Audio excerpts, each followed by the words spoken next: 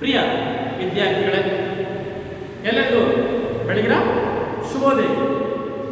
ಮಕ್ಕಳೇ, ನಾವು ನಮ್ಮ ನಾಟಕ ಭಾಗಕ್ಕೆ ಹೋಗುವ ಮುನ್ನ ಮೊದಲನೇದಾಗಿ ಒಂದು ತಪ್ಪನ್ನು ನಿಮ್ಮ ಮುಂದೆ ಅರಿಕೆ ಮಾಡ್ಕೊಳ್ತೀವಿ. ಏನು ಸರ್, ನಿನ್ನೆ ದಿನ ನಿಮಗೆ ಪಾಠ ಭಾಗವನ್ನು ಪರಿಚಯಿಸುವ ಮುನ್ನ ಸೆಪ್ಟೆಂಬರ್ 24 ನಮ್ಮ ಸಂಸ್ಥೆಯ ವಿಶೇಷ ದಿನವನ್ನು ಕುರಿತು ಮಾತನಾಡಬೇಕಾದ್ರೆ ನಾನೊಂದು ತಪ್ಪು ಮಾಹಿತಿಯನ್ನು ನಿಮಗೆ ಕೊಟ್ಟೆ. ಏನಪ್ಪ, ನಮ್ಮ ಗುರುಗಳ 24ನೇ ಶ್ರದ್ಧಾಂಜಲಿ ಕಾರ್ಯಕ್ರಮ ಅಂತ ಹೇಳ್ಬಿಟ್ಟೆ. ಅದು ದಯವಿಟ್ಟು ಮನ್ನಿಸಿ, ಅದು 28ನೇ ಶ್ರದ್ಧಾಂಜಲಿ ಕಾರ್ಯಕ್ರಮ. ಅದು ನಮ್ಮ ಮನೆ ಕ್ಯಾಲೆಂಡರ್ನಲ್ಲಿ ಕಂಡು ಬಂದಿದ್ದನ್ನು ನಾನು ಅದೇ ಭಾವನೆಯಲ್ಲಿ ಇಟ್ಕೊಂಡು ಮಾತಾಡ್ತೀನಿ ಮಕ್ಕಳೇ. ಅದು 28ನೇ ಶ್ರದ್ಧಾಂಜಲಿ ಕಾರ್ಯಕ್ರಮ ಮಕ್ಕಳೇ, ಅದನ್ನು ದಯವಿಟ್ಟು ಸರಿಪಡಿಸ್ಕೊಳ್ಳಿ. ಈಗ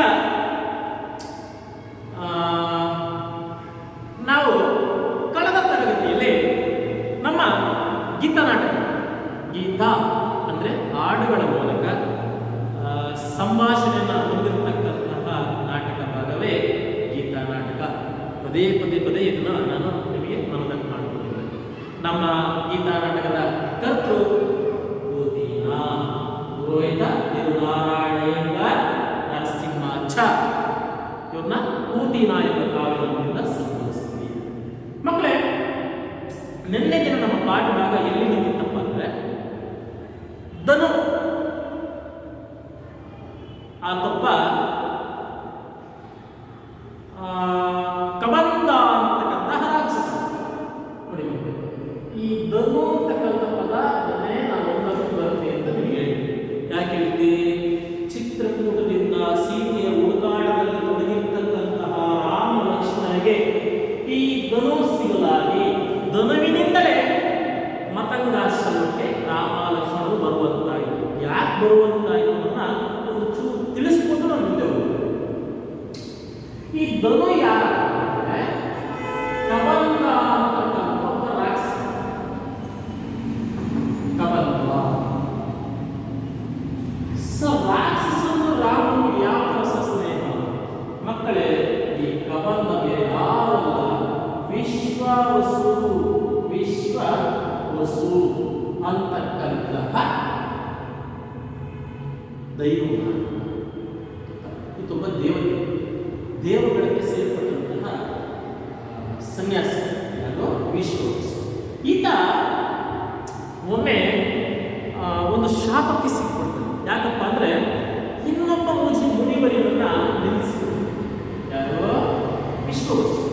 ಆ ಮುನಿಯ ಶಾಪಕ್ಕೆ ತುತ್ತಾಗಿ ಏನು ಮಾಡ್ತಾನೆ ರಾಕ್ಷಸ. ಅಷ್ಟೇ ಆದರೆ ಆ ಶಾಪದಲ್ಲೂ ಕೂಡ ಇನ್ನೊಂದು ತಪ್ಪನ್ನು ಮಾಡ್ಕೊಳ್ತಾನೆ. ಏನಪ್ಪ ಅಂದರೆ ಇಂದ್ರನ ವಜ್ರಾಯುಧಕ್ಕೆ ಬಲಿಯಾಗುತ್ತಾನೆ. ಇಂದ್ರ ಸ್ವರ್ಗದ ಅಧಿದೇವತೆ. ಆ ದೇವತೆಗಳ ಅಧಿದೇವತೆ ಇಂದ್ರನ ಶಾಪಕ್ಕೂ ಕೂಡ ಬಲಿಯಾಗುತ್ತದೆ. ಹೇಗೆ ಸರ್ ಅಂದರೆ ಆ ಋಷಿ ಮುನಿಗಳನ್ನು ನಿಂದಿಸಿದ ಒಂದು ಪಶ್ಚಾತ್ತಾಪಕ್ಕಾಗಿ ಒಂದು ಶಿಕ್ಷೆಯಾಗಿ ಆ ಇಂದ್ರನ ವಜ್ರಾಯುಧದಿಂದ ಈಗ ದಂಡಿಸಲ್ಪಡ್ತಾನೆ. ಇಂದ್ರ ಯಾವಾಗ ಈತನ ತಲೆ ಮೇಲೆ ತನ್ನ ವಜ್ರಾಯುಧ ದಂಡಿಸ್ತಾನೋ ಆಗ ಆತನ ಶಿರಭಾಗ ಗರ್ಭದಲ್ಲಿ ಹೋಗಿರುತ್ತೆ. ಯಾರ ಗರ್ಭದಲ್ಲಿ? ಈ ಕಬಂಧ ಅಂದರೆ ವಿಶ್ವಾಸು. ಈ ಕಬಂಧ ಎಂಬ ರಾಕ್ಷಸನ ಹೊಟ್ಟೆಗೆ ಆ ಒಂದು ಮುಖ ಒಳಹೋಗುತ್ತೆ. ಒಳಹೋದಾಗ ಏನಾಗುತ್ತೆ? ಆ ಗರ್ಭದಲ್ಲಿ ಆ ಹೊಟ್ಟೆಗೆ ಮುಖ ಇದ್ದುದರಿಂದ ಹಿಂದೆ ಉದರ ಮುಖ ಅಂತ ಕರೀತಾರೆ. ಉದರ ಮುಖ. ಈ ಪದ ನಮ್ಮ ನಾಟಕದಲ್ಲಿ ಬಳಕೆ ಉದರ ಮುಖ ಬರೆದ. ಅದಕ್ಕೋಸ್ಕರ ನಿಮಗೆ ತಿಳಿಸ್ತದೆ. ಅಂದರೆ ಇಂದ್ರನಿಂದ ಶಿಕ್ಷಿಸಲು ದಂಡಿಸಲ್ಪಟ್ಟಂತಹ ಕಬಂಧ ಆತನ ಶಿರಭಾಗವು ಗರ್ಭವನ್ನು ಸೇರಿದ್ದರಿಂದ ಗರ್ಭದಲ್ಲಿ ಈತನ ಮುಖವಿದ್ದುದರಿಂದ ಇದನ್ನ ಉದರ ಅಂದ್ರೆ ಹೊಟ್ಟೆಯ ಮುಖವುಳ್ಳವನು, ಹೊಟ್ಟೆಯಲ್ಲಿ ಮುಖವುಳ್ಳವನು ಉದರ ಮುಖ. ಜೊತೆಗೆ ಇನ್ನೊಂದು ಅಂಶ ಗಮನಿಸಿ. ಈ ಉದರ ಮುಖ ಮತಂಗಾಶ್ರಮಕ್ಕೆ ಈ ರಾಮ ಲಕ್ಷ್ಮಣನ ಯಾಕೆ ಬಳಸ್ತಾರೆ ಅಂದರೆ ಈ ಮತಂಗಾಶ್ರಮದಲ್ಲಿ ಶಬರಿ ಒಬ್ಬಳೇ ಇರಲಿಲ್ಲ. ನನ್ನ ಹೇಳಿದ್ದೆ, ವಾಲಿ ಮತ್ತು ಸುಗ್ರೀವ ಅಣ್ಣ ತಮ್ಮಂದಿರು ಅವರಿಬ್ಬರು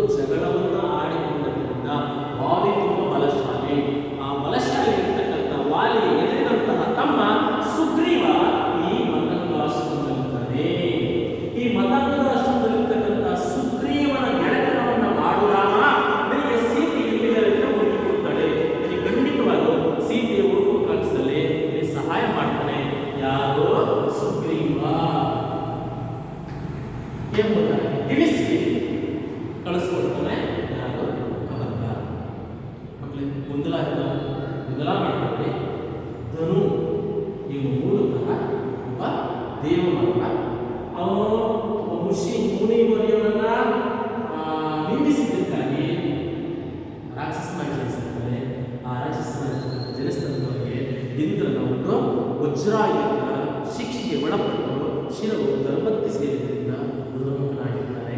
ಉದುರ್ಮುಖನಾದಂತಹ ಇವನಿಗೆ ರಾಮನ ದರ್ಶನದಿಂದ ಶಾಪ ವಿಮೋಚನೆಯಾಯಿತು.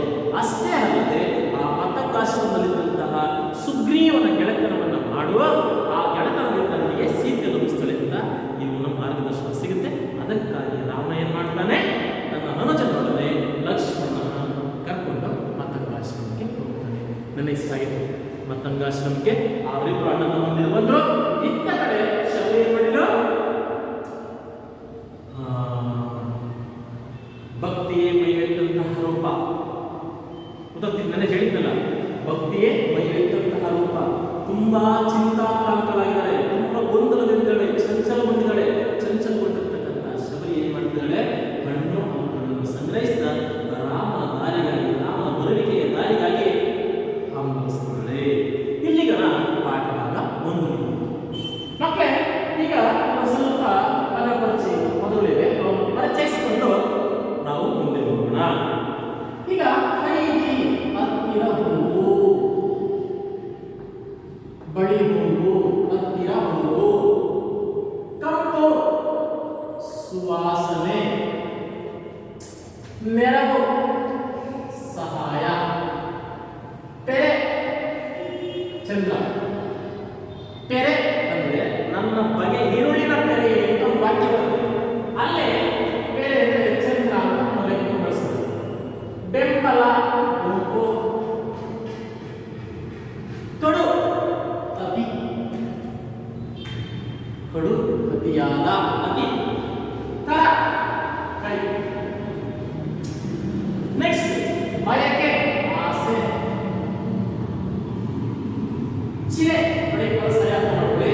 ಇದು ಪದ ಅರ್ಥ ಒಂದೇ ಅಲ್ಲ, ಇಲ್ಲಿ ತತ್ಸಮದ್ದು ಕೂಡ ಉಂಟು. ಚಿರೆ ಅಂದ್ರೆ ಒಂದು ಸಂಸ್ಕೃತ ಪದ. ತತ್ಸಮ, ತತ್ಸಮ ತತ್ವಗಳಿಂದ ನಾವು ತಿಳಿಸ್ಕೊಂಡಿದ್ದೀವಿ. ಸಂಸ್ಕೃತದಿಂದ ಬಂದಂತಹ ಅಥವಾ ಸಂಸ್ಕೃತ ಪದಗಳಿಗೆ ತತ್ಸಮ, ಸಂಸ್ಕೃತಕ್ಕೆ ಸರಿಸಮಾನವಾದಂತಹ ಪದಗಳು ತತ್ಸಮ. ಇದು ಸಂಸ್ಕೃತ ಪದ, ತತ್ಸಮ ಪದ. ಚಿರೆ, ಚಿರೆ ಅಂದ್ರೆ ತತ್ವದಲ್ಲಿ ಸೀರೆ, ಇದು ಕೂಡ ಒಂದಂತ ಇಲ್ಲಿ ಸಿಗುತ್ತೆ. ಮಕ್ಕಳ ಅದೇ ತರ ಇನ್ನೊಂದು ಪದ ಇದೆ, ತವಸಿ. ತವಸಿ ಅಂದ್ರೆ ಇದು ಕನ್ನಡ ಪದ ಅಥವಾ ಒಂದು ರೀತಿ ಬದಲಾವಣೆಯಾಗಿ ಬಂದಿರತಕ್ಕಂಥ ಪದ. ಹಾಗಾಗಿ ತದ್ಭವ ಪದ ತವಸಿ.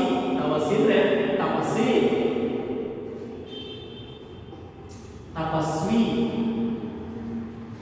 ಇದು ತತ್ಸಮ, ಇದು ತದ್ಭವ. ನೆಕ್ಸ್ಟ್ ತಣಿವು, ಆಸೆ ಪೂರೈಸು.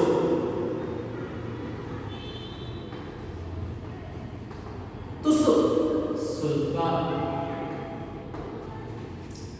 ದಿಟ್ಟಿ, ದೃಷ್ಟಿ. ಇದು ಕೂಡ ತತ್ಸಮ ತದ್ಭವ. ದೃಷ್ಟಿ ತತ್ಸಮ, ದಿಟ್ಟಿ ತದ್ಭವ. ನಲ್ಮೆ, ಒಲುಮೆ. ಇನ್ನು ಕೊನೆಯದು ತೇಜ, ಕಾಂತಿ. ಎಷ್ಟು ಪದಗಳು ಇನ್ನೊಂದ್ಸರಿ ಕಣ್ಣಾಡಿಸ್ಕೊಳ್ಳಿ. ಹೈದಿ, ಹತ್ತಿರ ಹೋಗು, ಹತ್ತಿರ ಬಳಿ ಹೋಗು.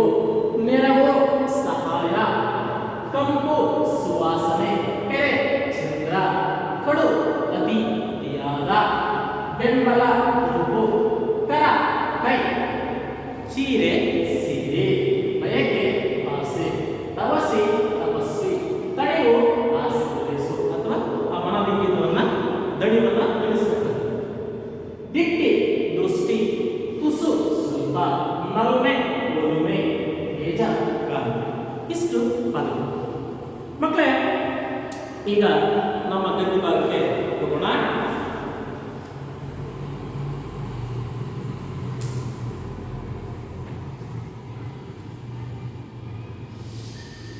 ಮರೆಗೆ ಬಾ ಹಣ್ಣಯ್ಯ ಮರಕಿಸುವ ಮುನ್ನ ಇದುರುಗಳೇ ನಾನಿದನು ಏನಬಹುದೋ ಬಲ್ಲ.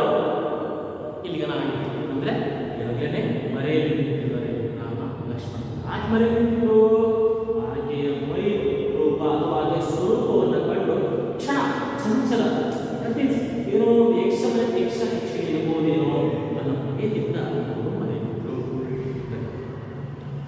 ಶಬರಿ ಅಂದ್ರೆ ಆ ತಾಯಿ ಈಗಾಗಲೇ ರಾಮ ಲಕ್ಷ್ಮಣರಿಗೋಸ್ಕರ ಅವರ ಹಸಿವನ್ನು ತಣಿಸೋದಕ್ಕೋಸ್ಕರ ಏನು ಹೇಳಿದರೆ ಹಣ್ಣು ಹಂಪಲು ಮತ್ತೆ ಪುಷ್ಪವನ್ನು ಸಂಗ್ರಹಿಸಿಕೊಳ್ಳಿ. ಶಬರಿ ರಾಮ ಬಾರದೆ ನನಗೇನು ತೋರದೆ, ರಾಮ ಬಾರದೆ ನನಗೇನು ತೋರದೆ, ಸರಿದಲ್ಲದೆ ಸರಿಯಾಗದ ಈ ಕಡಸಲಿ ಹಣ್ಣುಗಳ ಈಗ ಇವೆ, ಮಧುಕರ ಗೀತದ ಮಧುಗೂರರವಿ ಮಧುಪರ್ಕವ ನಾನಾರಿಗೀವ, ರಾಮ ಬಾರದೆ ನನಗೇನು ತೋರದೆ. ಮಕ್ಕಳೇ ಆ ಸಂಭಾಷಣ ಅರ್ಥೈಸ್ಕೊಂಡು ಮುಂದೆ ಹೋಗೋಣ. ಹಾಗೆ ಹಬ್ಬ ಹೇಗಿದೆ, ರಾಮ ಬಾರದೆ ನನಗೇನು ತೋರದೆ, ಅವನು ಬಂದಿಲ್ಲ ನನಗೇನು ತೋರಿಸ್ತಿಲ್ಲ, ಅವ ಸವಿದಲ್ಲದೆ ಸರಿಯಾಗದ ಈ ಕಡು ಸವಿ ಹಣ್ಣುಗಳ ಹೇಗೆ ಇವೆ. ಮಕ್ಕಳೇ ಮೂಲತಃ ಹಣ್ಣು ಸಿಹಿಯಾಗಿರುತ್ತೆ, ಸರಿಯಾಗಿರುತ್ತೆ. ಆದರೆ ರಾಮನ ಒಂದು ಹಸಿವನ್ನ ಇಂಗಿಸಿದ ಈ ಹಣ್ಣು ಯಾವತ್ತೂ ಸರಿಯಾಗಲ್ಲ. ಅವನ ಸ್ಪರ್ಶದಿಂದ ಇದರ ಸರಿ ಇನ್ನೂ ಮತ್ತಷ್ಟು ಹೆಚ್ಚುತ್ತೆ. ನನ್ನ ಅರ್ಥ ಮಾಡ್ಕೊಳ್ಳಿ, ಆಕೆಗೆ ರಾಮನಿಗೆ ಎಂಥ ಪರಮ ಭಕ್ತಿ ಇತ್ತು ಅಂತ. ಅವ ಸವಿದಲ್ಲದೆ, ಆತ ತಿನ್ನದೆ, ಆತ ಆರೋಹಣೆ ಮಾಡದೆ ಸವಿಯಾಗದ ಈ ಹಣ್ಣುಗಳನ್ನು ಹೇಗೈತೆ ನಾನೇನು ಮಾಡಲಿ. ಆತನ ಹಸಿವನ್ನು ಇಂಗಿಸ್ಬೇಕು, ಇಲ್ಲ ಇವು ಅಲ್ಲಿಗೆ ಹಾಳಾಗುತ್ತದೆ, ಅವು ಆತ ಮುಟ್ಟದಲೇ ಇವು ಸಿಹಿಯಾಗಲ್ಲ. ಮಧುಕರ ಗೀತದ ಮಧುಗೂರರವಿ, ಮಧುಕರ ಅಂದ್ರೆ ಮಧು ಅಂದ್ರೆ ಮಧುಕರ ಅಂದ್ರೆ ದುಮ್ಮಿ. ಆ ದುಮ್ಮಿ ಸಂಗ್ರಹಿಸಿರ್ತಕ್ಕಂಥ ಈ ಜೇನುವುಳ್ಳ ಮಧುಪರ್ಕವ, ಮಧುಪರ್ಕ ಅಂದ್ರೆ ಮನೆಗೆ ಬಂದ ಅತಿಥಿಗಳಿಗೆ ಗುಣ ಮಾಡತಕ್ಕಂಥ ಒಂದು ಪಾನೀಯ. ಆ ಮಧುಪರ್ಕದಲ್ಲಿ ಏನೇನಿರುತ್ತಪ್ಪ ಅಂದ್ರೆ ಮಧುಪರ್ಕ,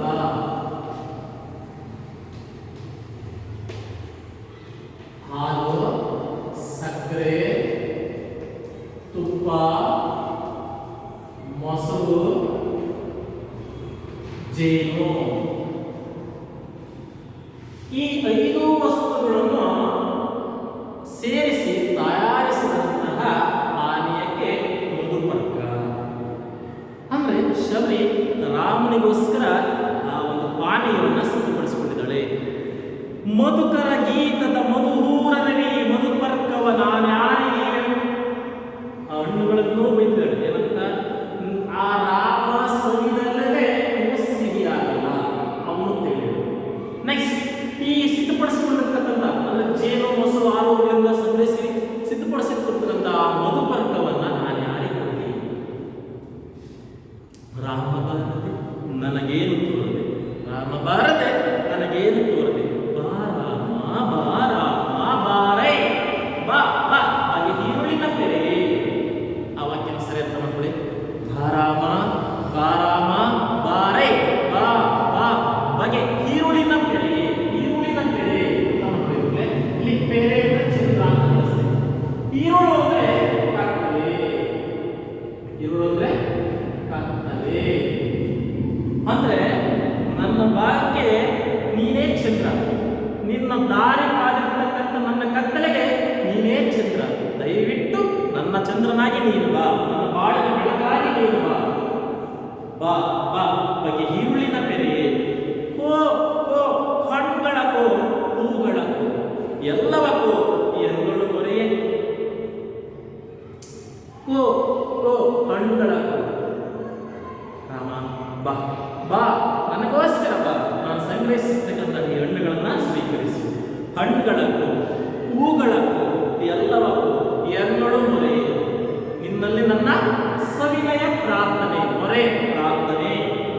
ರಾಮ ಬಾರದೆ ನನಗೇನು ಸೇರದೆ, ರಾಮ ಬಾರದೆ ನನಗೇನು ಸೇರದೆ ಅಂದ್ರೆ ಹಬ್ಬ ಆ ತಾಯಿ ಅನ್ನ ನೀರು ಇವುಗಳ ಕಡೆ ಗಮನವೇ ಇಲ್ಲ. ಸಂಪೂರ್ಣ ದೇಹದ ಪ್ರತಿ ಕಣ ಕಣವು ರಾಮನಿಗೋಸ್ಕರ ಹಂಬಲಿಸ್ತಾ ಇದೆ. ಆಯ್ತಾ, ಆತ ಬರದೇ ಇದ್ರೆ ನನಗೇನೂ ಕೂಡ ಸೇರಲ್ಲ. ಅಷ್ಟು ಆತನ ದಾರಿಗೋಸ್ಕರ ಹಂಬಲದಿಂದ ಉದ್ವಿಗ್ನನಾಗಿ ಕಾಯ್ತಾ ಇದ್ದಾಳೆ. ಪರ್ಣಶಾಲೆಯೊಳಗೆ ಹೋಗೋಳು ರಾಮ ಲಕ್ಷ್ಮಣರು ಕಾಣಿಸಿಕೊಳ್ತಾರೆ. ಮಕ್ಕಳೇ, ಇದುವರೆಗೂ ರಾಮ ಲಕ್ಷ್ಮಣರು ಆ ಮರೆಯಲ್ಲಿ ನಿಂತು ಈಕೆ ವೇಷ ನೋಡಿ ಒಂದು ಕ್ಷಣ ಮೈ ಅಂದ್ರೆ ಇದನ್ನು ಪರಿಶೀಲಿಸಬೇಕು ಅಂತ ಅವ್ರು ತೀರ್ಮಾನ ಮಾಡಿಬಿಟ್ರೆ, ಇತ್ತ ಕಡೆ ಆ ಶಬರಿ ಆಡ್ತಕ್ಕಂತಹ ಆ ಮಾತುಗಳು, ಅವಳ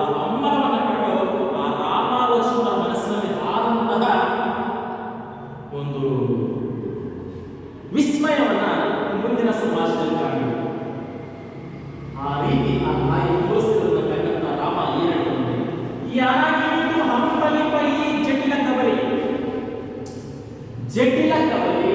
ಈ ಪದದ ಅರ್ಥ ಮಾಡ್ಕೊಳ್ಳಿ. ಜಟಿಲ ಕಬಲಿ. ಜಟಿಲ ಅಂದ್ರೆ ಜಡೆಯಾಕಾರದ, ಕಬರಿ ಅಂದ್ರೆ ತುರುಬುಳ್ಳವಳು, ಅಂದ್ರೆ ಹಿಂದೆಡೆ ಕೂದಲನ್ನ ತುರುಬಿನ ಆಕಾರದಲ್ಲಿ ಉಳಿರ್ತಕ್ಕಂಥವಳು ಯಾರಪ್ಪ? ಅವಳೇ ಶಬರಿ. ಜಟಿಲ ಕಬರಿ. ಯನಗಿನಿತು ಅಂಬಲಿಪ ಈ ಜಟಿಲ ಕಬರಿ ಆ ಉದರ ಮುಖ ಬರೆದ ಶ್ರವಣಿ ಶಬರಿ. ಈಗ ಈ ಪದ ಉದರ ಮುಖ ಆರಂಭದಲ್ಲಿ ಯಾಕೆ ಈ ಹೆಸರು ಬಂತು? ಉದರ ಮುಖ, ಗರ್ಭದಲ್ಲಿ ಮುಖ ಉಳ್ಳವ. ಆ ಉದರ ಮುಖ ಯಾರು? ಧನು. ಯಾಕೆಂದ್ರೆ ಈ ಮಕಂದಾಸನ ಕಳಿಸ್ಕೊಟ್ಟಂತಾನೆ ಇವನು. ಆ ಉದರ ಮುಖ ಬರೆದ ಶ್ರವಣಿ ಶಬರಿ ಇವಳೇ. ಉಪಕಾರವಿನಿಲ್ಲ ಹೀಗೆ ಎನ್ನಿಂದ ಆ ಒಡೆಯು ನಿಮಗೆ ಹೇಳು ಏನಿತು ಅರ್ತಿಯಿಂದ. ಅರ್ತಿಯಿಂದ ಪ್ರೀತಿ.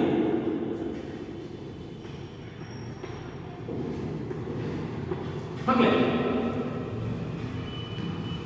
ರಾಮ ಮನಸ್ಸಲ್ಲಿ ಒಂದು ರೀತಿ ಆಕೆ ಮೇಲೆ ವಿಶೇಷವಾಗಿರ್ತಕ್ಕಂಥ ಒಲವು ಉಂಟಾಯಿತು. ಯಾಕೆಂದ್ರೆ ಇಂದು ನನಗೂ ಈಗೀಗ ಯಾವ ಸಂಬಂಧವಿಲ್ಲ, ಆದರೆ ನನಗೋಸ್ಕರ ಇಷ್ಟೊಂದು ಹಂಬಲಿಸಿದಳಲ್ಲ ಯಾಕೆ?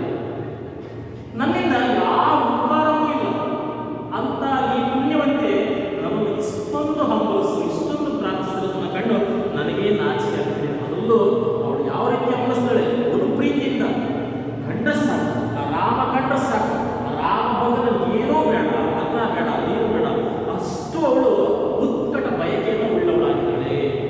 ನಾಚಿಕೆಯೇ ಪೂಜ್ಯೆಯೇ ನಲುನೆಯಿಂದ. ಅವಳ ಭಕ್ತಿ, ಆ ಪ್ರೀತಿಗೆ ನಾನೇ ಸಂಕೋಚ ಪಟ್ಟಿದ್ದೀನಿ, ನಾನೇ ನಾಚಿಕೆ ಪಟ್ಟಿದ್ದೀನಿ. ಆ ನಲುನೆಗೆ, ಆ ಪ್ರೀತಿಗೆ ನಾನೇ ಶರಣಾದೆ ಅಂತ ಪಾಪ ರಾಮ ಹೇಳ್ತಾನೆ. ಪಾಪ ಅದಕ್ಕೆ ಧ್ವನಿಗೊಳಿಸ್ತಾನೆ ನೋಡಿ ಲಕ್ಷ್ಮಿ. ನಿನ್ನ ನೋಡದೆ ಎಂತ ಮರುಳಾದ ಈಸಿದ್ದೆ. ಅಣ್ಣ, ನಿನ್ನ ನೋಡೇ ಇಲ್ಲ ಪುಣ್ಯಾತ್ಮ. ಈಗಾಗಲೇ ಬರೀ ಹೆಸರಿಗೆ ಇಷ್ಟೊಂದು ಮರುಳಾಗಿದ್ದಾನೆ. ಇನ್ನ ನಿನ್ನ ಕಣ್ಣಾರೆ ಕಂಡರೆ, ನಿನ್ನ ನೋಡಿದ ಬಳಿಕ ಏನಪ್ಪಡೋ. ಎಷ್ಟು ಜನ ಪ್ರಾಸ ಇದೆ. ನಿನ್ನ ನೋಡದೆ ಮರುಳಾದ ಈಸಿದ್ದೆ, ಇನ್ನು ನಿನ್ನ ನೋಡಿದ ಬಳಿಕ ಏನಪ್ಪಡೋ. ಬರೀ ರಾಮ ರೂಪಕ್ಕೂ ನಾಮ ಮಿಗಿಲಾತ್ಮ ಸುರವಿಗಿದು ಎನ್ನ ಕಾಣುತ್ತಲಿ ಬಳ ಬೆಳಕು ತಿಳಿಯುವುದು. ಹಾಗೆ ಹೆಸರು ಕೇಳ್ಕೊಂಡು ಬಂದೆ. ಆ ಹೆಸರಿಗೂ ಮಿಗಿಲಾಗಿರ್ತಕ್ಕಂತಹ ಸುರಭಿ. ಸುರಭಿ ಅಂದರೆ ಕಾಮದೇವಿ. ಸುರಭಿ.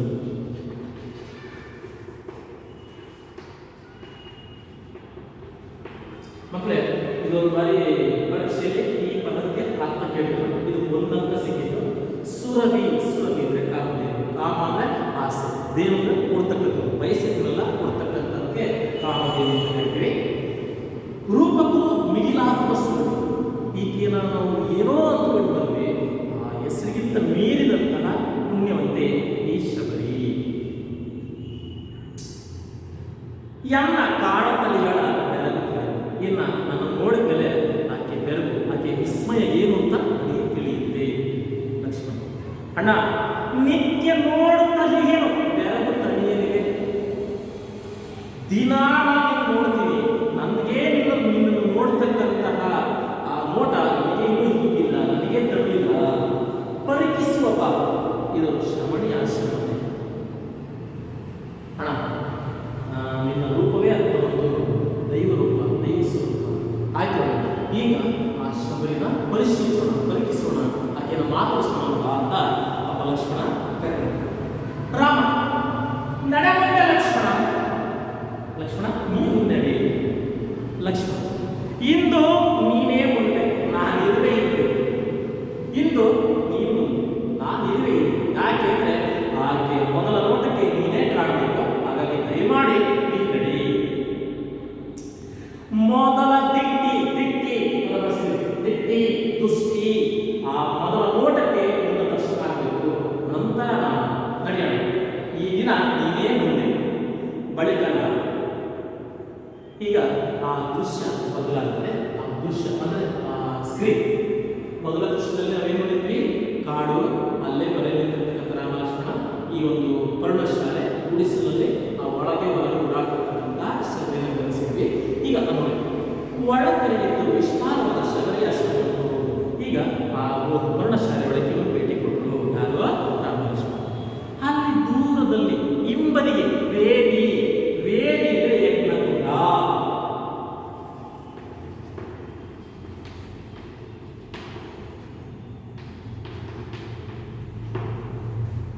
ವೇದಿ ಅಂದ್ರೆ ಹೋಮ ಹವನಗಳನ್ನ ಮಾಡೋದಕ್ಕೆ ಬಳಸ್ತಕ್ಕಂಥ ಒಂದು ಯಜ್ಞಶಾಲೆ. ವೇದಿಗೆ ಅದರ ಸುತ್ತ ಆಶ್ರಮದ ಸಿದ್ಧರು ಅಲಂಕರಿಸಿ ಹೋದ ಹೂ ಇನ್ನು ಬಾಳದಂತಿದೆ. ಮಕ್ಕಳೇ, ಪರ್ಣಶಾಲೆಯ ಹಿಂಬದಿಗೆ ಒಂದು ಯಜ್ಞಶಾಲೆ ಅಂದರೆ ಹೋಮ ಹವನದ ಒಂದು ವೇದಿಕೆ. ಆ ವೇದಿಕೆಗೆ ಈಗಾಗಲೇ ಅಲ್ಲಿದ್ದಂಥ ಸಿದ್ಧರು ಅಂದರೆ ಮತಂಗರ ಶಿಷ್ಯ ವೃಂದ ಏನು ಮಾಡಿದೆ, ಅವುಗಳನ್ನು ಹೂಗಳಿಂದ ಅಲಂಕರಿಸಿ ಹೊರ ಹೋಗಿವೆ. ಆ ಹೂಗಳು ಇನ್ನೂ ಕೂಡ ಗಣಗಣಿಸ್ತಾ ಇವೆ, ಬಾಡಿಲ್ಲ. ವೇದಿಯಲ್ಲಿ ಅಗ್ನಿ ಒಯ್ಯಾಡುತ್ತಿದೆ. ನೋಡಿ, ಆ ಒಂದು ಹೋಮದಲ್ಲಿ ಅಗ್ನಿ ಒಯ್ಯಾಡ್ತಾ ಇದೆ. ಶಬರಿ ನಿನ್ನೆ ರಾಮನಿಗೆಂದು ಹಾರಿಸಿದಂತ ಈಗ ಬಾಡಿ ಹೋಗಿರುವ ಹೂ ಹಣ್ಣು ಕಳೆಗಳನ್ನು ವಿಂಗಡಿಸುತ್ತಾ ಅವುಗಳ ಜಾಗದಲ್ಲಿ ವಸ್ತುವನ್ನು ಇಡ್ತಾರೆ. ಮಕ್ಕಳಿಗೆ ದಯವಿಟ್ಟು ಅರ್ಥ ಮಾಡಿಕೊಳ್ಳಬೇಕು. ಯಾಕೆಂದ್ರೆ ಆ ಒಂದು ವೇದಿಗೆ ಆ ಹೂ ಪುಷ್ಪ ಇಟ್ಟಿದ್ರು. ಆದರೆ ಈ ಕಡೆ ಪುಟ್ಟಿಯಲ್ಲಿ ಪಾಪ ಅವಳು ರಾಮನಿಗೋಸ್ಕರ ನೆನ್ನೆ ದಿನ ಪ್ರತಿದಿನ ಇದೇ ಕಾಯ್ತಾ ಹಾಕಿದ್ರು. ಏನು, ಪ್ರತಿದಿನ ಅವನು ಬರ್ತಾನೆ, ಅವನಿಗೋಸ್ಕರ ಈ ಹಣ್ಣು, ಅವನಿಗೋಸ್ಕರ ಈ ಪುಷ್ಪ ಅಂತ ತರೋದು, ಅವು ಬರಲ್ಲ, ಅವು ಹೊರಟೋಗೋದು, ಅವನು ಏನು ಮಾಡೋದು ಬಂದಿರೋದು, ಇಷ್ಟೇಕೆ ಕಾಯ್ತಾನೆ. ಪುನಃ ಈ ದಿನ ಅವನಿಗೋಸ್ಕರ ಸರಿಯಾದಂತಹ ಹಣ್ಣುಗಳನ್ನು ಸಂಗ್ರಹಿಸಿ ತಂದು ಜೋಡಿಸ್ತಾನೆ, ಹೊಸ ಹಣ್ಣುಗಳನ್ನ, ಹೊಸ ಪುಷ್ಪಗಳನ್ನು ಇಡುತ್ತಾ ಇದ್ದಾಳೆ. ಅವುಗಳನ್ನು ಉದ್ದೇಶಿಸಿ ಈ ತರ ಹಾಡುತ್ತಾರೆ. ಮಕ್ಕಳೇ, ಈಗ ರಾಮಲಕ್ಷ್ಮಣರು ಒಳಗೊಂದಾಯಿತು. ಹತ್ತ ಕಡೆ ಶಬರಿ ಏನ್ ಮಾಡ್ತಿದ್ದಾರೆ, ಹಳೆಯ ಹೂ ತೆಗೆದಿದ್ದಾಳೆ, ಹಳೆಯ ಹಣ್ಣುಗಳನ್ನ ತೆಗೆದ ವಾಸ ಹಣ್ಣುಗಳನ್ನ ಆ ವೇದಿ ಪಕ್ಕದಲ್ಲಿ ಜೋಡಿಸ್ತಾರೆ. ಏನು ಕೇಳ್ತಾರೆ, ನಿನ್ನ ಎಡಮೆಯ ಮೃಗತೆಯನ್ನು ಅವನ ಸ್ಪರ್ಶಕ್ಕೆ ತೆರೆದೆ, ಬರೀ ಗಾಳಿ ಗಾಳಿರುವ ನಿನ್ನೆ ಚೆಂದಡಿರೆ, ತುಂಬಿ ಬಂಬಲ ಒದಳೆಗಿಂದಾದ ಕಂಪಿನಿ ಹಸುವನ್ನು ದೀಪಿಸದೆ ಸ್ವರಗಿದ ಅಲರೆ, ಅವನ ಪ್ರಾಣಾಹುತಿಗೆ ಬರದೆ ರುಚಿ ಅದಕ್ಕೆಟ್ಟು ಉಳಿವಿಗ ಸರಿಯಾದ ಇದೆ ವನ್ಯ ಫಲವೇ, ಮೀಸಲಾಗದ ಇಂತು ಮಾಸಲಾಗುವ ಇವನು ಮರಳಿ ಮರಳಿ ಹೊಸತವೇ ಅಣಿಗೈಯುವ ಛಲವೇ ಎಂದು ಕಾವ್ಯನ ಮಾರಾಮೆಂದು ಕಾವ್ಯನ. ಮಕ್ಕಳೇ, ಇದರ ಸಂಭಾಷಣೆ ತುಂಬಾ ಸೊಗಸಾಗಿದೆ. ನಿನ್ನೆಳವೆ ಮೃಗತೆಯನ್ನು ಅವನ ಸ್ಪರ್ಶಕ್ಕೆ ತೆರೆದೆ. ಹೂಗಳು ಬಿಡುತ್ತಾ ಹೇಳ್ತಾರೆ. ಆ ಹೂಗಳು ಬೆಳಗ್ಗೆದ್ದು ಹರಳಿ ಸಂಜೆಯುವೆ ಬಾಡ್ತಕ್ಕಂಥ ಹೂಗಳು ಎಷ್ಟು ಸುಕೋಮವಾಗಿರ್ತವೆ. ಆ ಸುಕೋಮವಾದಂಥ ಪುಷ್ಪವನ್ನು ಇಟ್ಕೊಂಡು ನಿನ್ನ ಎಳಮೆಯ ಸ್ಪರ್ಶವನ್ನು ಅಂದ್ರೆ ನಿನ್ನ ಎಳಮೆಯ ಮೃಗತೆಯನ್ನು, ನಿನ್ನ ಒಂದು ಸುಕೋಮವಾಗಿರ್ತಕ್ಕಂತಹ ಒಂದು ಪದರಗಳನ್ನು ಅವನ ಸ್ಪರ್ಶಕ್ಕೋಸ್ಕರ ಇಟ್ಟಿದ್ದೆ.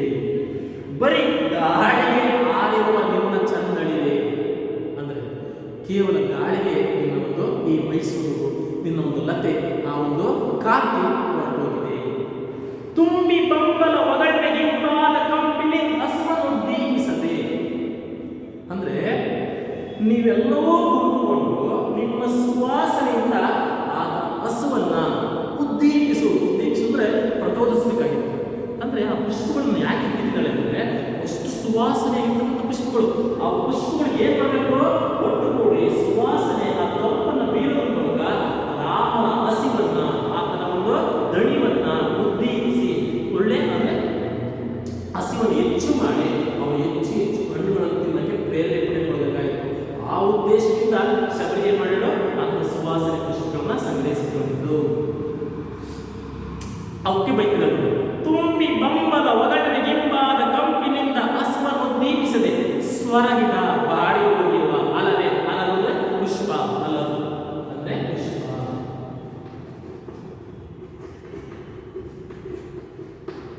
ಬರೀ ಕೇವಲ ಗಾಳಿಗೆ ಆರೋಗ್ಯ ಅವನ ಪ್ರಾಣಾಹುತಿಗೆ ಬರದೆ ರುಚಿ ಹದಗೆಟ್ಟು ಉಳಿವಿಗಾಸನೆಯಾದ ಎಲೆಗೊಂಡ ಫಲವೇ. ನೋಡಿ, ಆ ಪುಷ್ಪಕ್ಕೊಂತರ ಬೈದು ಬೈದು ಅಂದ್ರೆ ಅದನ್ನ ತಿಳ್ಕೊಂಡು ಆಕೆನೆ ಅವಳನ್ನ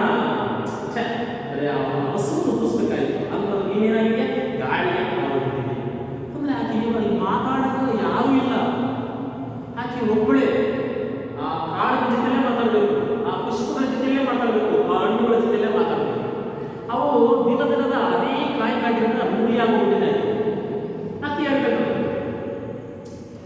ನಿಂಗೆ ಗಾಳಿ ಆಗೋದಿದೆಯಾ, ನೀನು ಎದೆಷ್ಟು ಚಂದ ಇಲ್ಲ, ನೀ ಬೇಡ ಹೊಸ ಹಣ್ಣನ್ನು ಏನಂತ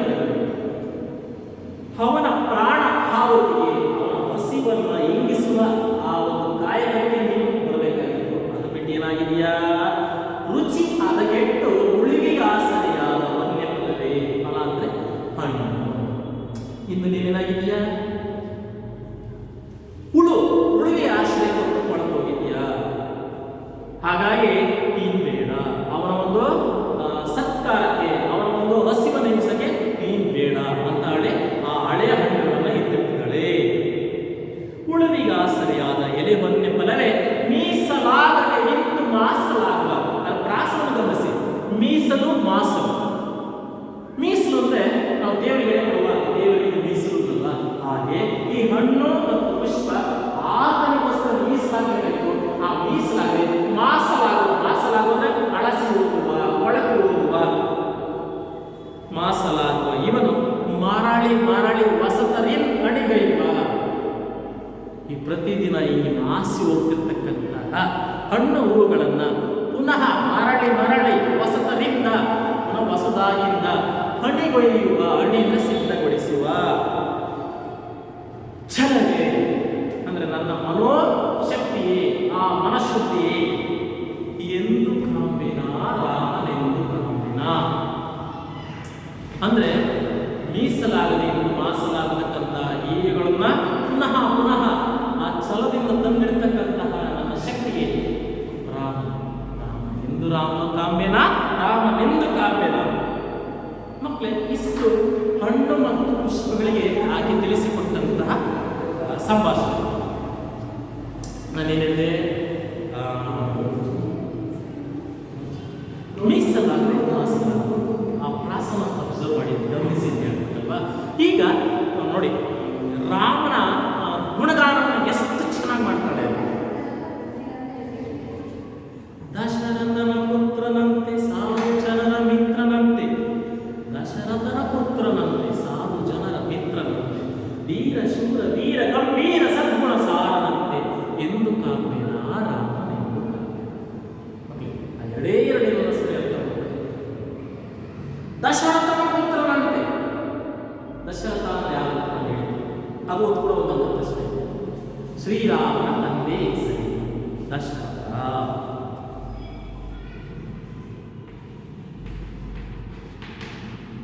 ದಶರಥನ ಪುತ್ರನಂತೆ ಸಾಧು ಜನರ ಮಿತ್ರನಂತೆ. ಸಾಧು ಜನ ಅಂದ್ರೆ ಸನ್ಯಾಸಿಗಳು, ಅವರಿಗೂ ಕೂಡ ಪ್ರೀತಿ ಪಾತ್ರನಂತೆ. ಯಾಕೆಂದ್ರೆ ಹಿಂದೆ ನಿಮ್ಮೊಂದು ಪಟ್ಟಿ, ಸರಯೂ ನದಿಯ ತೀರದಲ್ಲಿ ಒಂದು ರಾಕ್ಷಸಿನ ಸಂಹಾರಕ್ಕಾಗಿ ವಿಶ್ವಾಮಿತ್ರನೇ ಈ ರಾಮ ಲಕ್ಷ್ಮಣ ಅವರು ಯುವಕರನ್ನು ಕೂಡ ಬಾಲ್ಯದಲ್ಲಿದ್ದಂಥ ಸಂದರ್ಭದಲ್ಲೇ ಆ ಒಂದು ಯುದ್ಧಕ್ಕೆ ಕರ್ಕೊಂಡು ಹೋಗಿದ್ದ ಅಂತ ಸಾಧು ಜನರ ಮಿತ್ರನು ಈ ರಾಮ. ವೀರ ಶೂರ ವೀರ ವೀರ ಶೂರ ವೀರ ಗಂಭೀರ ಸದ್ಗುಣ ಸಾರ. ಎಷ್ಟು ಸೊಗಸಾಗಿದೆ ಇದು. ವೀರ ಶೂರ ಗಂಭೀರ ಸಾರ ಸದ್ಗುಣ. ನಾನು ರಾಮನ ಈ ಗದ್ದಿ ಭಾಗವನ್ನು ಪರಿಚಯಿಸಬೇಕಲ್ಲ ಹೇಳಿದೆ. ರಾಮನ ವ್ಯಕ್ತಿತ್ವ ಎಂಥದ್ದು, ಅವನ ಸಾತ್ವಿಕ ಗುಣಗಳು ಎಂಥದ್ದು. ಆ ಗುಣಗಳಿಂದಲೇ ಇವತ್ತು ರಾಮಾಯಣ ನಮ್ಮ ನಡುವೆ ವಿಶಿಷ್ಟ ಕೃತಿಯಾಗಿ ಉಳಿದಿದೆ.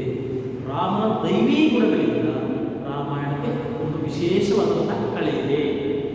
ಧೀರ ವೀರ ಶೂರ ಗಂಭೀರ ಸದ್ಗುಣ ಸಾರನಂತೆ ಎಂದು ಕಾಮ್ಯನ ರಾಮನೆಂದು ಕಾಮ್ಯನ. ಅಲ್ಲಿರ್ತಕ್ಕಂಥ ಪ್ರಾಸನ್ನ ಗಮನಿಸಿ. ಅಂಜಿಸುವವರ ಅಂಜುವಂತೆ, ಯಾರ ಅವನನ್ನ ಎದುರಿಸ್ತಾರ ಅಂಜಿಸ್ತಾರ ಅವನ ನೋಟಕ್ಕೆ ಎದೆ ಗಂಜಿ ಹೊರಟೋಗಬೇಕು.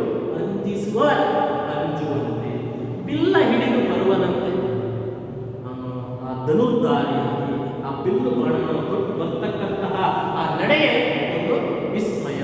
ಆ ಒಂದು ನಡೆಗೆ ಮಂಜುವರೋ ಹೋಗಬೇಕು.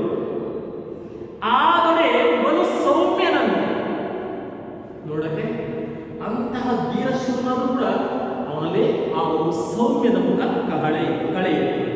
ಹಸುಳೆಯಂತೆ ಕಾಲ, ಹಸುಳೆಂದರೆ ಚಿಕ್ಕ ಮಗುವಿನ ನೋಟ, ಆ ಕಣ್ಣುಗಳು ಅವನಲ್ಲಿವೆ. ಆದರೆ ಬಲು ಸೌಮ್ಯನಂತೆ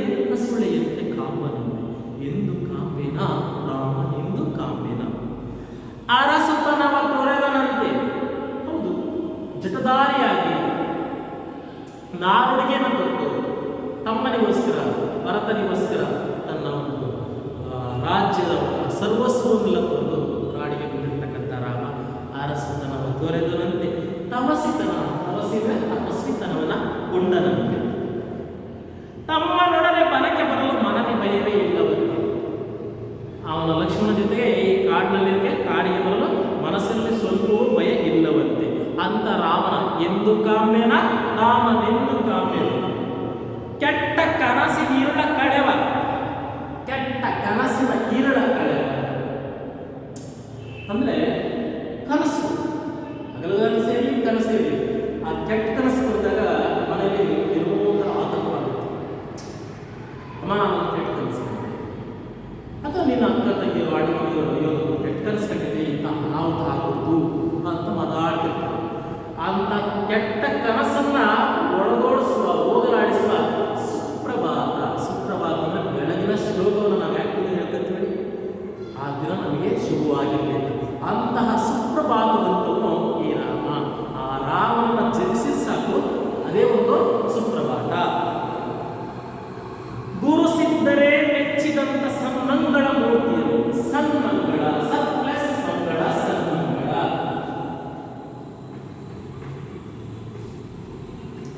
ಸತ್ ಪ್ಲಸ್ ಮಂಗಳ.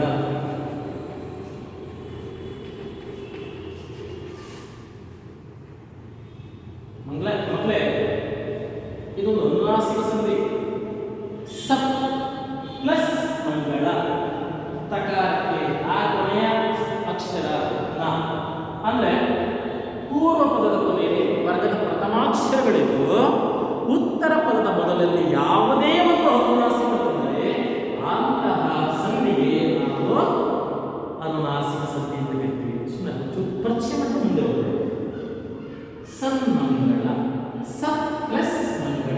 ಪೂರ್ವ ಪದದ ಕೊನೆಯಲ್ಲಿ ವರ್ಗದ ಪ್ರಥಮಾಕ್ಷರಗಳು ತ ತ ದ ದ ನ ಏನೋ ವರ್ಗದ ಪ್ರಥಮಾಕ್ಷರ ಬರುತ್ತೆ. ಸರಿ, ಕ ಚ ಟ ತ ಪ, ಕ ಚ ಟ ತ ಪ ಇವನ್ನ ವರ್ಗದ ಪ್ರಥಮಾಕ್ಷರಗಳು ಅಂತ ಕರಿತೀವಿ.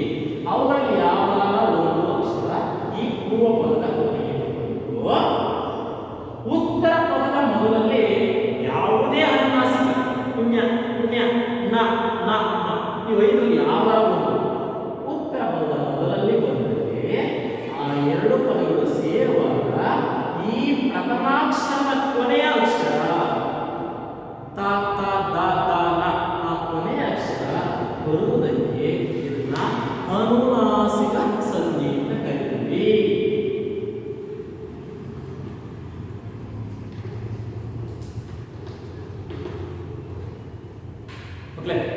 ಮುಂದೆ ಹೋಗೋಣ. ಗುರು ಸಿದ್ಧರೇ ಮೆಚ್ಚಿದಂತ, ಗುರು ಸಿದ್ಧರೇ ಮೆಚ್ಚಿದಂತ ಸನ್ಮಂಗಳ. ಸನ್ಮಂಗಳ ಅವನ ಹೆಸರೇ ಒಂದು ಮಂಗಳ, ಶುಭ, ಸದಾ ಶುಭವನ್ನು ಉಂಟು ಮಾಡುವ ಆ ಮೂರ್ತಿಯನ್ನ, ಆ ರೂಪವನ್ನ ಎಂದು ಕಾಮ್ಯನ ರಾಮನೆಂದು ಕಾಮ್ಯನ. ಆ ಒಂದು ಹಾಡನ್ನು ಹೇಳಿಕೊಂಡ್ರೆ ಈ ತಾಯಿ ಏನ್ ಮಾಡ್ತಾರೆ ಅಂದ್ರೆ ಸಂಗ್ರಹಿಸಿರ್ತಕ್ಕಂಥ ಪುಷ್ಪಗಳನ್ನ ಒಂದೊಂದಾಗಿ ಪೋಣಿಸ್ತಾರೆ, ಮಾಲೆಯಾಗಿ ಕಟ್ಟುತ್ತಾ ಇದ್ದಾರೆ. ಆ ಕಟ್ಟಿರ್ತಕ್ಕಂಥ ಮಾಲೆಗೆ ಒಮ್ಮೆ ಕೊಟ್ಟು ಅದರ ಮುತ್ತನ್ನು ಕೊಟ್ಟು ಅವಳು ಆ ಒಂದು ರಾಮನ ಮುದಾನವನ್ನು ಮಾಡ್ತಾಳೆ.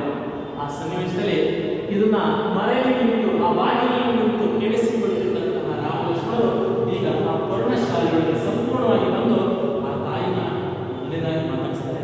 ಮಕ್ಕಳಿಗೆ ಇಲ್ಲಿ ಚೂರು ಅರ್ಥ ಮಾಡ್ತೀವಿ. ಆತನ ಮೊದಲ ಮಾತಿಗೂ ಆಕೆ ಆಗುವ ಪರಿವರ್ತನೆಯನ್ನು ಗಮನಿಸಿ. ರಾಮ, ತಾಯಿ ದಾರಿಗರಿಗೆ ಬೀಡಿಲ್ಲಿ ದೊರೆಯುವುದೇ.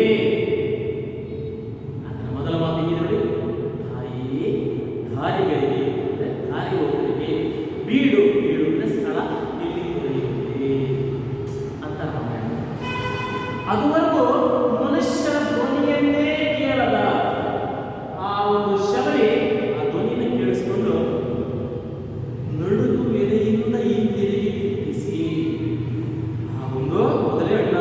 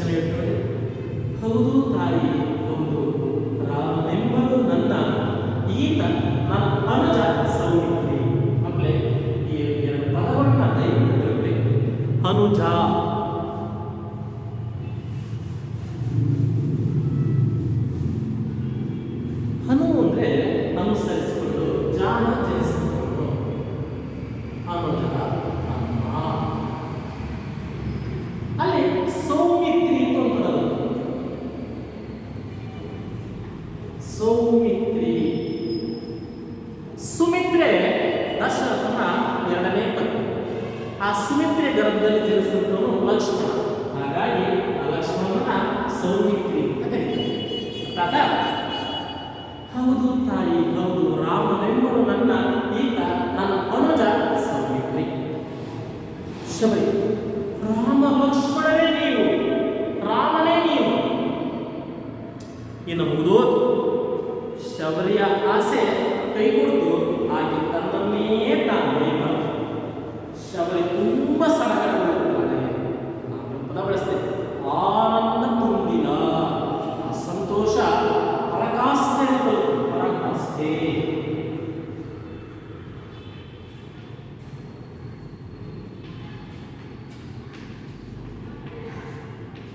ಪರಕಾಷ್ಠೆ ಅಂದರೆ ತುತ್ತ ತುದಿ.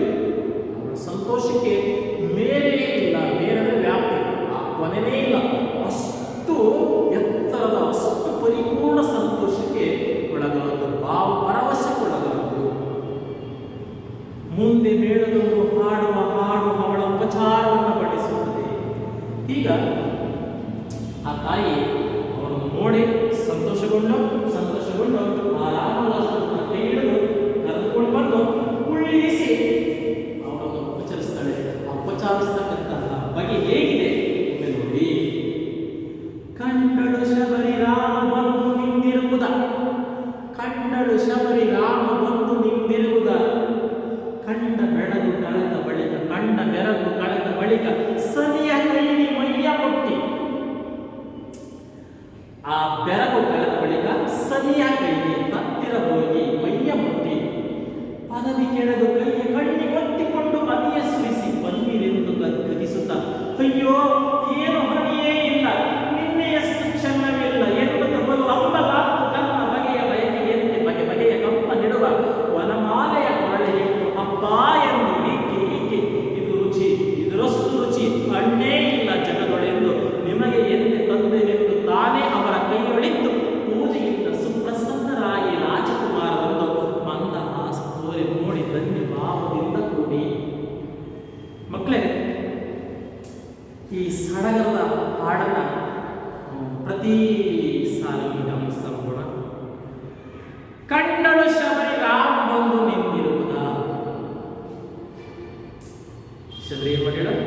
ಆ ಹಾಡು ರಾಮ ಬಂದು ನಿಂತಿರ್ತಕ್ಕಂಥ ಕಣ್ಣಾರೆ ಕಂಡ ಬೆರಗು ಕಳೆದ ಬಳಿಕ, ಬೆರಗು ಮೊದಲ ನೋಟ, ಆ ಮೊದಲ ವಿಸ್ಮಯ, ಆ ಮೊದಲ ಕುಳಿತತೆ ಕಳೆದ ಬಳಿಕ ಸನಿಹ ಕೈಲಿ, ಕೈದಿಂದ್ರೆ ಹತ್ತಿರ ಹೋಗು, ಸನಿಹ ಬಳಿ ಹೋಗು, ಹತ್ತಿರ ಹೋಗಿ ಮೈಯ ಮುಟ್ಟಿ, ಅದನ್ನ ಆ ಒಂದು ರಾಮಲಕ್ಷ್ಮಣನ ಮೈಯನ್ನು ಮುಟ್ಟಿ, ಪಾದದಿ ಕೆಳೆದು, ಪಾದದಿಂದ ಪಾದದ ಬಳಿಗೆ ಹಾಗೆ ಕುಳಿತುಕೊಂಡು ಹಾಗೆ ಬಿದ್ದು, ಕೈಯ ಕಣ್ಣಿ ಒತ್ತಿಕೊಂಡು ಆತನ ಪಾದದ ಬಳಿಗೆ ಬಿದ್ದಂತಹ ಶಬರಿ ಆತನ ಕಣ್ಣನ್ನ, ಆತನ ಕೈಯನ್ನ ಕಣ್ಣಿಗೆ ಒತ್ತಿಕೊಂಡು ಹನಿಯ ಸುರಿಸಿ, ಹನಿ ಅಂದರೆ ದುಃಖ, ಕಣ್ಣೀರು.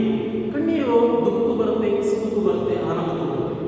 ಇಲ್ಲಿ ರಾಮಲಕ್ಷ್ಮಣರನ್ನ ನೋಡಿರ್ತಕ್ಕಂತಹ ಆನಂದಕ್ಕೆ ತುಂಬಲಾರಂತ, ಅಂದರೆ ಅಷ್ಟು ಅತಿರೇಕವಾಗಿರತಕ್ಕಂತಹ ಆನಂದದಿಂದ ಕಣ್ಣೀರು ತಾನಾಗಿ ತಾನೇ ಬರ್ತಾ ಇದ್ದಾರೆ. ಕೊನೆಗೂ ನನ್ನ ಬಾಳಿನ ಆಸೆ ಈಡೇರಿತು, ತಾನು ಸಾಯದೊಳಗೆ ನಾನು ರಾಮನ ನೋಡಿದೆ, ಪರಮೋಚ್ಚ ಗುರಿ ರಾಮನ ನೋಡಬೇಕು. ಆ ಆಸೆ ಹೆಂಗಿದೆ, ಆ ಹಿಂಗಿರತ್ತೆ ಆಗ್ತಕ್ಕಂಥ ಸಂತೋಷ ಊಹಿಸಲು ಅಸಾಧ್ಯ. ಮಕ್ಕಳೇ, ಈ ಅನುಭವ ನಿಮಗೆ ಯಾವಾಗ ಆಗುತ್ತಪ್ಪ ಅಂದರೆ, ನೀವೆಲ್ಲ ಈ ವರ್ಷ SSLC ಪರೀಕ್ಷೆ ಬರೀತೀರಲ್ವಾ? SSLC ಪರೀಕ್ಷೆ ಬರೆದು ಫಲಿತಾಂಶವನ್ನು ಕಾಯ್ತಾ ಇದ್ದಾರೆ. ಆ ಫಲಿತಾಂಶವನ್ನು ಕಾಯ್ಬೇಕಂದ್ರೆ ನಿಮ್ಮ ಒಂದು ನಿರೀಕ್ಷೆ ಒಂದು 500ರ ಆಸುಪಾಸು ಬರಬಹುದೇನೋ ಎಂಬ ಆಸೆ ಇದೆ. ಆ ಒಂದು ಫಲಿತಾಂಶ ನಿಮ್ಮ ನಿರೀಕ್ಷೆಗೂ ಮೀರಿ ಅತಿ ಹೆಚ್ಚು ಬಂದಾಗ ನಿಮ್ಮಲ್ಲಿ ಆಗ್ತಕ್ಕಂಥ ಆ ಕ್ಷಣದ ಆನಂದ ಹೇಗಿರುತ್ತೆ, ಎಷ್ಟು ಎಕ್ಸೈಟ್ಮೆಂಟ್ ಇರುತ್ತೆ, ಎಷ್ಟು ನೀವು ಉದ್ವಿಗ್ನಗೊಳ್ತೀರಾ, ಉದ್ರೇಕಗೊಳ್ತೀರಿ ಅಂತ ಒಂದು ಭಾವಪರವಶಕ್ಕೆ ಶಬರಿ ಒಳಗಾಗುತ್ತದೆ. ನನ್ನ ಸಾವಿನ ಒಳಗೆ ರಾಮಲಕ್ಷ್ಮಣರನ್ನು ನಾನು ನೋಡಿದೆ, ರಾಮನ ದರ್ಶನವನ್ನು ಪಡೆದೆ ಅಂತ ಆತನ ಪಾದದ ಬಳಿಗೆ ಕುಳಿತು ಆತನ ಕೈಗಳನ್ನು ಕಣ್ಣಿಗೆ ಒತ್ತಿಕೊಳ್ತಾ ನನಿಯ ಸುರಿಸುತ್ತಾ ಬನ್ನಿರೆಂದು ಗದ್ಗದಿಸುತ್ತಾ, ಗದ್ಗದಿಸಿದ್ರೆ ಕುದುರುಂಡಿ, ಮಾತೇ ಬರ್ತಿಲ್ಲ, ಅಷ್ಟು ಸಂತೋಷಗೊಂಡಿದ್ದಾಳೆ. ಅಯ್ಯೋ ಏನು ಹಣಿಯೇ ಇಲ್ಲ, ಹಣಿ ಸಿದ್ಧತೆ. ಯಾಕೆ ಸಿದ್ಧತೆ? ಏನು ಸಿದ್ಧತೆ ಮಾಡ್ಕೊಳ್ಕೊಳ್ಳು? ಪ್ರತಿದಿನ ಇದಕ್ಕೆಲ್ಲ ಚೆನ್ನಾಗಿ ರೆಡಿ ಮಾಡ್ಕೊಳ್ಬೇಕು. ಏನನ್ನ? ಪುಷ್ಪಗಳನ್ನ, ಹಣ್ಣುಗಳನ್ನ. ಈಗ ಆಗ್ತಾರೆ ಮತ್ತು ಆ ಪುಷ್ಪಗಳನ್ನು ತೋರಿಸ್ತಾ ಕುಂತಿದ್ದಾಳೆ. ಇನ್ನು ಏನು ಸಿದ್ಧತೆನೇ ಆಗಿಲ್ಲ. ಆದ್ರೆ ಆಗ ನೋಡಿದ್ರೆ ದೇವರು ಆಗ ಬಂದುಬಿಟ್ಟಿದೆ. ಯಾರು ದೇವರು? ರಾಮದೇವರು ಆ ಮನೆಗೆ ಬಂದುಬಿಟ್ಟಿದೆ. ನಿನ್ನೆ ಎಷ್ಟು ಚೆನ್ನಾಗಿಲ್ಲ ಎನ್ನುತ್ತ ಬಲು ಹಂಬಲ. ಎಷ್ಟು ಸೊಗಸಾಗಿತ್ತು ಹಣ್ಣುಗಳು, ಎಷ್ಟು ಸೊಗಸಾಗಿತ್ತು ಆ ಪುಷ್ಪ, ಇವತ್ತಷ್ಟು ಚೆನ್ನಾಗಿಲ್ಲ. ಅಯ್ಯೋ ದೇವರೇ, ಇವತ್ತೇ ಹಿಂಗಾಗಲಿಲ್ಲ.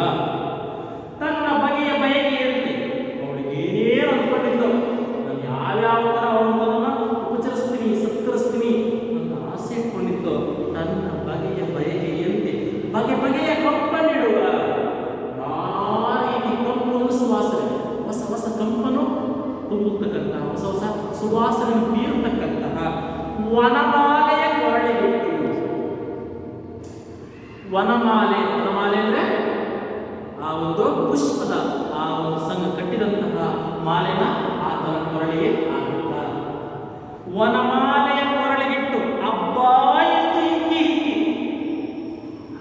ಆಸೆ ವಿಶೇಷನಾಗಿದೆ. ಪುಷ್ಯವು ಅವಳ ಆಸೆನೇ ಅದಾಗಿತ್ತು. ಪುಷ್ಪ ಅದಕ್ಕೋಸ್ಕರ ತುಂಬ ಸೊಗಸಾಗಿ ಮಾಲೆ ಆಗಿಬಿಟ್ಟಿದ್ದು. ಆ ತಗೊಂಡೋಗ್ಬಿಟ್ಟು ಅದನ್ನ ಕೊರಳಿಗೆ ಹಾಕಿ ಖುಷಿಯಾಗ್ಬಿಟ್ಟು ಹಬ್ಬ ಎಂದು ಹಿಕ್ಕಿ ಹಿಕ್ಕಿ. ಹುಚ್ಚು, ಆಸೆ ಹುಚ್ಚು ಹೆಚ್ಚಾಗಿ ಇದು ರುಚಿ, ಇದರಷ್ಟು ರುಚಿ ಹಣ್ಣೇ ಇಲ್ಲ ಜಗದಲ್ಲಿ. ಆ ಪುಷ್ಪವನ್ನು ಕೊಟ್ಟಾಯ್ತು, ಬಗೆ ಬಗೆಯ ಪುಷ್ಪಗಳು, ಒಳ್ಳೊಳ್ಳೆ ಸುವಾಸನೆ ಪುಷ್ಪಗಳ ಮಾಲಿನ ಕೊರಳಿಗೆ ಹಾಕಿದಾಯ್ತು. ಎಲ್ಲ ಹಣ್ಣುಗಳನ್ನು ಕೈ ಕೊಡುತ್ತಾ ಇದರಷ್ಟು ರುಚಿ ಹಣ್ಣೇ ಇಲ್ಲ ಜಗದಲ್ಲಿ. ನಿಮಗೆ ಎದ್ದೆ ತಂದೆ, ನಿಮಗೋಸ್ಕರ ಆಸೆ ತಂದೆ ತಾನೇ ಅವರ ಕೈ ಹೊಳಿತು. ಅವಳೇ ಅವರ ಕೈ ಹಿಡಿತು. ಪೂಜೆಯಿಂದ ಸುಪ್ರಸನ್ನರಾಗಿ ರಾಜಕುಮಾರರನ್ನು ಮಂದಹಾಸತೋಡೆ ನೋಡಿ ಗಂಡು ಭಾವದಿಂದ ಕೂಡಿ. ಮಕ್ಕಳೇ, ಇಲ್ಲಿ ಪದ್ಯ ಆಗಿದ್ದಾರೆ ಸಾಕು. ಈಗ ಅವಳೇನ್ ಮಾಡ್ತಾಳೆ? ಇವನ್ನೆಲ್ಲ ಸ್ವೀಕರಿಸ್ತಾಳೆ, ಇವನ್ನೆಲ್ಲ ಆರೋಗಿಸಿ ಸಂತೋಷಪಡಿ, ನನ್ನ ಈ ಒಂದು ಭಕ್ತಿಯ ಸತ್ಕಾರವನ್ನ ದಯವಿಟ್ಟು ಸ್ವೀಕರಿಸಿ ಅಂತೇಳಿ ಹಾಗೆ ರಾಮನನ್ನ ಉಪಚರಿಸಿದ್ರು, ಲಕ್ಷ್ಮಣನ ಉಪಚರಿಸಿದ್ರು. ಒಟ್ಟಾರೆಯಾಗಿ ಆ ಒಂದು ದಿವ್ಯ ಸನ್ನಿವೇಶ, ಆ ಸಂದರ್ಭ ಶಬರಿಮಾಲೆ ಬದಿ ಬಂದು ಅವಳ ಆಸೆಯನ್ನು ಈಡೇರಿಸಿಕೊಂಡಿದ್ದಾಳೆ. ಈಡೇರಿಸತಕ್ಕಂಥ ಆಗ್ತಕ್ಕಂಥ ಸಂತೋಷವನ್ನ ಮನತುಂಬಿ ಅನುಭವಿಸ್ತಾ ಇದ್ದಾಳೆ. ಇಷ್ಟು ಪ್ರಸ್ತುತ ನಮ್ಮ ಗದ್ಯದ ತಿರುವು. ನಾನು ನಿಮಗೆ ಅರ್ಥ ಇದೆ ಅಂತ ಭಾವಿಸ್ತಾ ಇದ್ದೀನಿ. ಈಗ ಈ ಪಾಠಕ್ಕೆ ಸಂಬಂಧಪಟ್ಟಂತೆ ಒಂದು ಪ್ರಶ್ನೆ ಅಥವಾ ಒಂದೆರಡು ಪ್ರಶ್ನೆಗಳನ್ನ ಗುರುತಾಕೊಳ್ಳಿ ಮಕ್ಕಳೇ. 3 ಮತ್ತು 4 ವಾಕ್ಯಗಳಲ್ಲಿ